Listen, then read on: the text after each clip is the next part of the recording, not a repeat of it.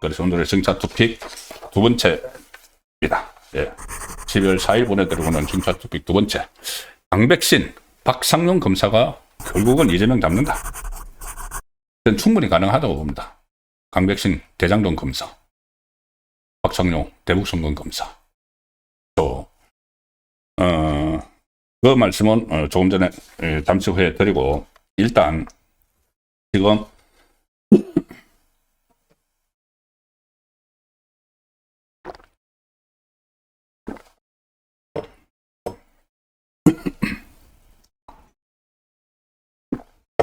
법원이 들끓고 있죠. 그런데 법원보다 더 강하게 행동에 나서야 되고, 뭐든지 해야 되는 집단이 저는 검찰이라고 봅니다. 지금 해체 사형 선고 받았죠. 사형 선고 받아서 사형 집행만 연장해 놓은 겁니다. 검찰 해체 법안 다 통과시켰고, 지금 이제 공소청, 수사청으로 만드는 그 틀도 짜고 있고, 그 대신 이거를 그거 할 동안 자기들이 시간이 필요하니까는, 자파정권에서 시간이 필요하니까 1년 유예시켜놨죠. 근데 벌써 한 3개월 지났습니다. 한 9개월 남았습니다. 사형 선고 받고 사형 집행일 9개월 남은 게 검찰이죠. 그리고 김만배에 대해서 검찰의 항소 저지를 이재명 정권에서 저지를 시켜놓고, 거기에 반발하는 검사장들을 고발을 하겠다. 그리고 검사들을 파면하겠다. 일반 공무원처럼 파면할 수 있는 법을 또 만들고 있습니다. 그 사이에 10개월 있으면 전부 다 없어질 텐데 파면을 아예 하겠다. 그러니까 완전히 이것은 그 검찰들을 우습게 하는 거죠. 그리고 이재명이 그 이화영 그 공판 검사들이 법원에서 재판부가 정인 채택을 어처구니 없게 하니까는 검찰에서 64명을 정인 신청을 했는데 단 6명만 이화영에게 유리한, 이렇게 하니까는 법관 기피 신청을 내고 집단 퇴정을 했죠. 근데 그걸 가지고 이재명이 직접 지시를 했습니다. 그 검사들 4명인데 검사들 전부 다 감찰하고 수사하라. 이것도 불법이고 위헌 요소가 있습니다. 이재명이 직접 그렇게 지시하는 게. 이것도 나중에 다 탄핵 사실안에 다 들어가야 될 문제들이죠. 자, 그 상황에서 정성호 법무부 장관 정성호가 실제로 이제 이재명이 지시를 하니까 그 집단 퇴정한 그 검사들에 대해서 대검에 서면 감찰을 요청을 했다. 이렇게 벌써 밝혔습니다. 그 감찰하라고 요청을 했다. 대검에 지시를 했다는 거죠. 이 검사 집단 퇴정에 대해서 대검에 서면 감찰을 요청한 상태고, 실제 감찰은 수원고검에서 진행된다. 자, 실제로 이 검사들에 대한, 수원지검 검사들에 대한 감찰을 수원고검에서 시작을 한다는 이야기입니다. 이게 이재명의 지시에 그치지 않고, 아니 정당하게 이 재판자 검사들이 이 법관 기피 신청을 하면은, 기피 신청을 하는 그 순간에 재판이 중지됩니다. 결론이 나올 때까지. 재판이 중지되니까 당연히 검사들은 빠져나온 거죠. 법정에서. 그런데 그걸 감찰을 하라. 그 지시를 하고 감찰을 하고 또 수사도 하라. 이게 왜 그러느냐. 이재명이 이화영에게, 감옥에 있는 이화영에게, 그거 내가 이화영 당신 재판 내가 지금 다 챙기고 있어. 봐봐. 이렇게 이 검사들 내가 지금 혼쭐을 내고 있잖아. 다 지금 보고 있지. 그 안에서, 감옥 안에서. 이화영에게 내가 당신 재판 다 챙기고 있다는 거, 그거를 보여주기 위해서입니다. 이화영이 혹시라도 땀만 먹을까봐, 진술 다시 번복할까봐. 자, 그 상황에서 당연히 검사들이 다시 반발을 하죠. 재판부가 불공정하다고 판단해서 기피 신청을 했다면 퇴정을 하는 게 더 자연스럽다. 기피 신청해놓고 앉아 있을 수가 없죠. 과거에도 그런 사례들이 있었습니다.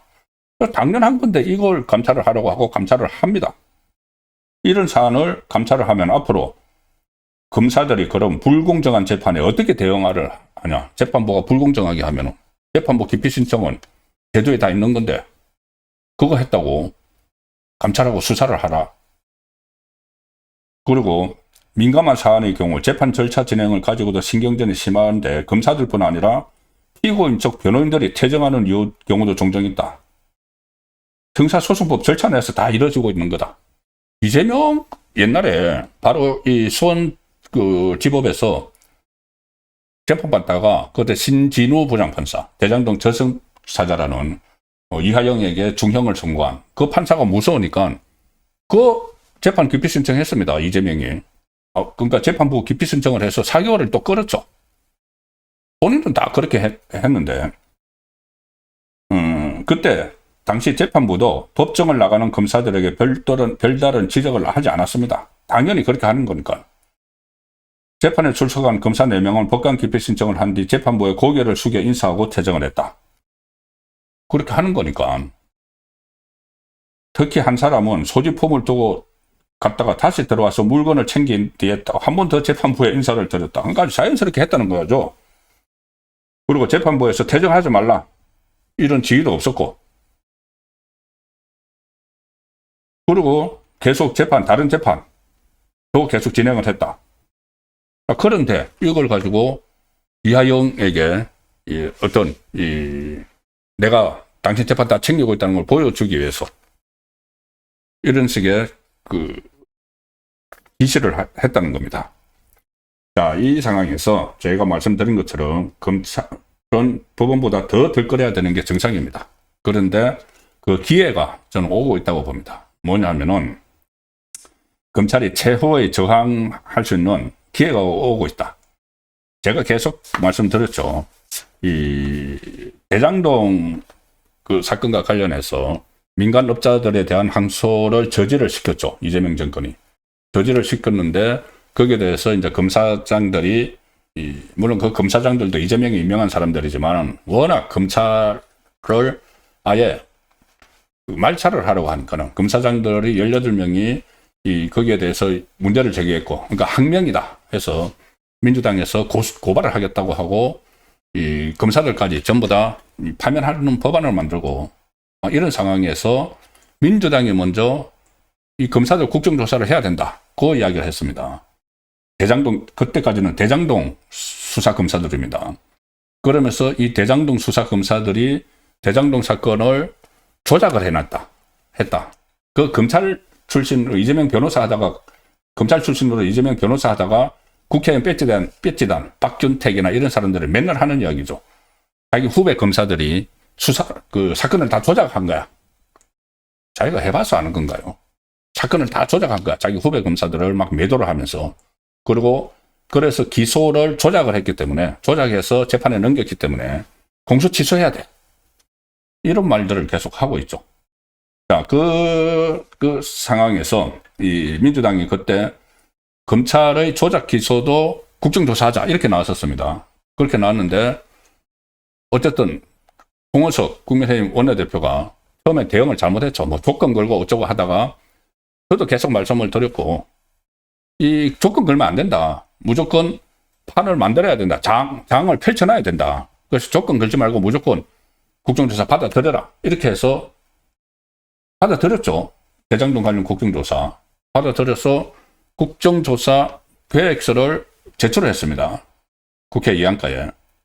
그런데 민주당이 이거 대장동 이것만 하면은 이재명 청문회가 이재명 국정조사가 돼버린다는 생각을 했는지 지금 다시 전체 다 이재명과 관련된 것뿐이 아니고 문재인 정권 때 있었던 것도 다 국정조사하자 이렇게 지금 오늘부터 이야기하기 시작을 했습니다.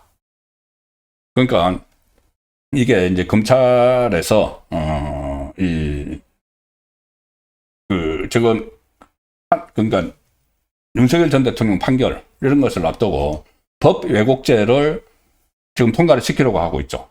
그러니까는 판검사를 겨냥한 법 왜곡죄를 통과를 시키려고 하는 건 이제 분위기를 잡기 위해서 검사들이 지금까지 윤석열 검찰이라고 표현을 합니다. 윤석열 검찰이 지금까지 사건들을 다 조작을 했기 때문에 이거를 국정조사도 하고 특검도 하고 청문회를 해서 다 처벌을 해야 돼. 이렇게 놓습니다. 이렇게 놓는데 그러면 국민의힘에서는 이걸 그래 하자 하고 받아들여야 된다는 이야기죠. 이것도 오늘 그 민주당이 이제 그 법 왜곡죄 뭐 그리고 또 내란 전담재판부 이거를 이제 다 올려놓고 통과시키는 분위기 잡으려고 오늘 국회에서 윤석열 정치검찰의 조작기소 책임자 처벌 촉구를 위한 규탄대 이런 걸 열었습니다. 그래서 정청래가 검사들이 범죄를 저질렀다면 수사검사에 대해서 처벌을 해야 된다. 검찰의 무도한 조작 기소에 대해 내란을 단죄하는 것과 마찬가지로 검찰의 조작 기소도 단죄를 해야 된다. 검찰이 이제 조작 기소한 것도 내란이다. 이렇게 이야기를 하고 있습니다. 그리고 여러 가지 뭐 변호사비, 대납비 무효로 끝나니까 대부 송금을 들고 나왔고 뭐 진술 조작을 뭐 하기 위해서 연어술 파티를 열었고 이게 지금 그 프레임을 씌웠던 것을 다 열거합니다. 정청래가 열거하니까 원내대표인 김병기가 그 말을 받아서 자 이렇게 이야기합니다. 이 책임자와 관련자 모두를 단 한 명의 예외도 없이 그 검사들 이재명을 수사했던 검사들 법의 심판대에 세우겠다. 국정조사, 청문회, 특검 등 할 수 있는 모든 수단을 총동원하겠다. 이렇게 이야기했습니다. 그제 이제 대장동만 가지고 이야기하다가 이제 모든 이재명과 관련된 수사를 특검, 청문회, 국정조사하자. 이게 이제 법 왜곡죄하고 이게 그 사법부 그리고 검찰을 완전히 말살하는 이 법안을 통과를 시키기 위해서 법사위까지 딱 올려놨기 때문에 분위기 잡는 거죠. 그냥 아무 그것도 없이 그냥 다 이제 해체를 시켜버리려고 하니까는 법 왜곡죄 검사 판사들 막 처벌하는 거를 하려고 하니까는 뭐 민심이 두려운 거죠. 그러니까는 이게 검사들 같은 경우에 조작 기소를 다 했기 때문에 우리가 이렇게까지 하는 거야. 를 말하기 위해서 무슨 뭐 규탄대회까지 열어서 오늘 이렇게 하면서 그리고 그 다음에 뭔가 또 있어야 되니까는 국정조사든 청문회든 특검이든 다 하자. 그 이야기를 하는 거죠. 그리고 실제로 하려고 하면은 빠져나가려고 할 겁니다, 또. 그거는 전부 다 진짜 진실이 규명이 돼버릴 수가 있으니까는. 그러면은, 국민의힘은 이걸 그대로 받아서 무조건 하자고 또 해야 되는 거죠. 그래서 판을 만들어야 됩니다. 자, 그 판을 판을 만들어 놓으면은, 그러니까 전체 다에 대해서 민주당이 최근에 요구하는 국정조사 범위는 이런 겁니다. 민주당도 그 별도의 국정조사 요구 계획서를 제출했는데 거기 보면은 자 뭐를 국정조사하려고 하는 것이냐 민주당이 이게 실제로 이게 해가지고 뭐 다 밝혀내겠다 이런 그 것보다는 일종의 공세를 하는 거죠. 왜 우리가 검찰을 다 없애버리려고 하는지, 왜 법원을 말살시키려고 하는지. 그 이제 여론전화 하는 과정에서 나오는 겁니다. 어쨌든 민주당이 요구하는 국정조사 범위는 대장동 사건을 포함해 쌍방울 대북 송금 사건, 이화영 살려줘야 되니까, 김용 전 민주연구원 부원장 사건, 대장동에서 정치자금 받고 뇌물 받은 거, 그것뿐이 아니고 자 문재인 것도 끼웁니다. 왜냐하면은 윤석열 정치검찰 이렇게 프레임을 씌워야 되니까는 문재인 때 있었던 윤석열 검찰총장 시절에 수사했던 것들, 월성원전 사건, 부동산 통계 조작 사건, 서해 공무원 피살 사건, 여기까지 다 하자. 다 해서 윤석열 검찰에서 했던 것은 전부 다 국정조사 안에 집어넣자. 문재인 때 했던 거, 지금 이재명과 관련된 거, 이 이야기를 지금 하고 있죠. 일종의 여론전입니다. 이 정치 검찰들을 우리는 단죄를 할 거야. 그러니까는 다 정치 검찰들을 대상으로 하면 싹 다 뒤질 거야. 이렇게 하죠. 국민의힘이 여기에 대해서 오늘 이제 이런 이야기들이 막 나왔는데 규탄대회도 하고 아직 정확한 입장이 안 나오고 있습니다. 대장동은 그래 하자고 해서 막 그 조건들 철회하고 했는데 저는 이것도 그대로 다 받아들여야 된다고 봅니다. 그러면은 저는 이 검사들, 수상 검사들이 충분히 이게 이제 그러니까 핵심은 그렇게 되는 거죠. 여러 가지 사건에서 이재명과 관련된 사건에서 뭐 문재인 때 건은 일단 놔두고 그거야 뭐 민주당도 적극적으로는 안 할 겁니다. 이재명의 사건을 정말 조작을 했느냐 검사들이 아니면 이재명이 범죄를 저질렀느냐 이 두 가지죠. 둘 중에 하나죠. 5건의 재판을 다 가지고 이제 한다고 하면은 대대적인 이재명 청문회가 열릴 수가 있는 겁니다. 그러니까 민주당이 이렇게 제안해놓고 빠져나가지 못하도록 국민의힘이 적극적으로 치고 나가죠. 대장동 국정조사 하는 것처럼.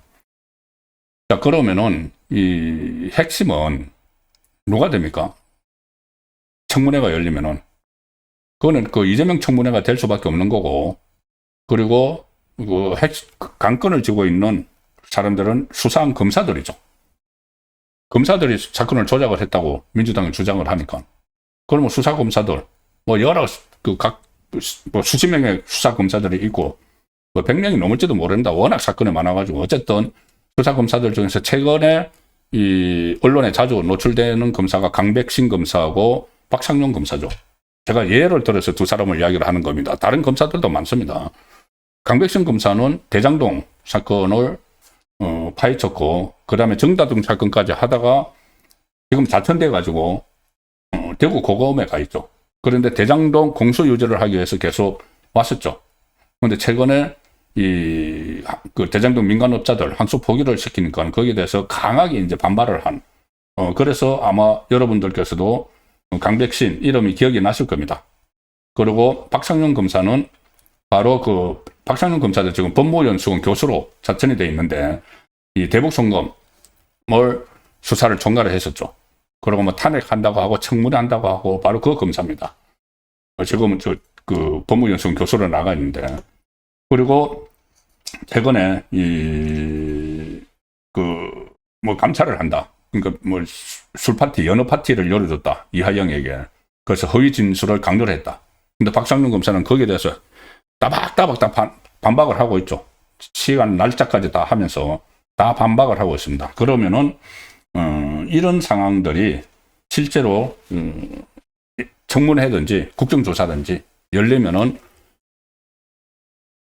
TV로 생중계되는 가운데 국민들이 다 듣죠. 들을 수가 있죠. 그러면은 결국은 사실상은 이재명 재판이 열리는 그런 효과를 볼 수가 있습니다.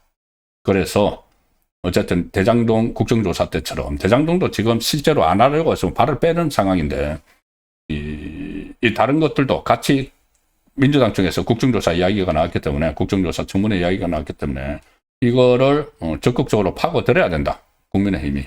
아무리 소수당이지만은 그렇게 되면은 수사했던 검사들, 그리고 그 검사들을 지휘했다가 탄핵당한 사람들도 있죠.